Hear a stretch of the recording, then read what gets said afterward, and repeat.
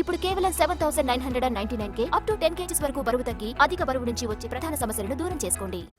తెలంగాణ అసెంబ్లీలో ప్రాజెక్టులపై శ్వేతపత్రం విడుదల సందర్భంగా అధికార విపక్షాల మధ్య మాటల మంటలు రేగాయి. సభను రేపటికి వాయిదా వేయాలని కాంగ్రెస్ ఎమ్మెల్యే బీర్ల ఐలయ్య కోరారు. ఈ సమయంలో మంత్రి కోమటిరెడ్డి వెంకటరెడ్డి, మాజీ మంత్రి హరీష్ రావు మధ్య వాగ్వాదం చోటు చేసుకుంది.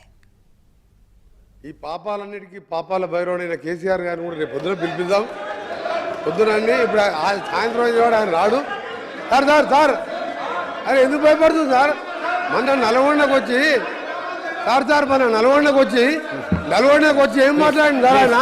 గౌరవనీయ మంత్రివర్యులు ప్రధాన ప్రతిపక్ష నాయకుడి నుంచి ఉద్దేశించి ఆయన మాట్లాడిన మాటల్ని బేషరతుగా వారు ఉపసంహరించుకోవాలి, లేదా మీరైనా రికార్డుల నుంచి తొలగించాలి. ఆ తర్వాతనే మేము మాట్లాడతాం. ఈ సభ నడిపే పద్ధతి ఇది కాదు, సభలో మాట్లాడే విధానం ఇది కాదు.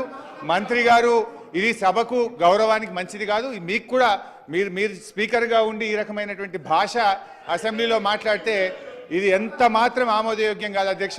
ఒక మంత్రి గారు ఆయన ఎప్పుడు ఏం మాట్లాడతాడో నోటికి వచ్చినట్టు మాట్లాడితే ఇది మంచిది కాదు. మొన్న గౌరవ మాజీ ముఖ్యమంత్రి వారు నల్గొండకు వచ్చి దున్నపోతులని ఒకవైపు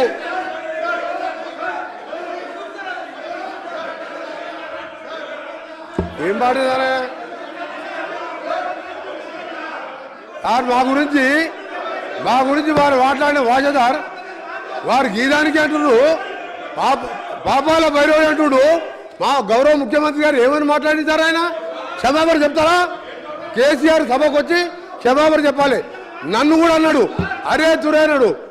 కోమటిరెడ్డి వెంకటరెడ్డి గారు ఈరోజు సభ బయట మాట్లాడిన దాని గురించి సభలో మాట్లాడుతున్నారు. మరి మా నాయకుడు ముఖ్యమంత్రిగా ఉన్నప్పుడు పిసిసి అధ్యక్షుడిగా ఇదే రేవంత్ రెడ్డి గారు కాల్చిపారేయాలి ముఖ్యమంత్రిని అన్నాడు. తుపాకీతో కాల్చిపారేయాలి అని మాట్లాడిండు, ఉరిదీయాలని మాట్లాడిండు. మరి దాన్ని ఏమంటారు అధ్యక్ష?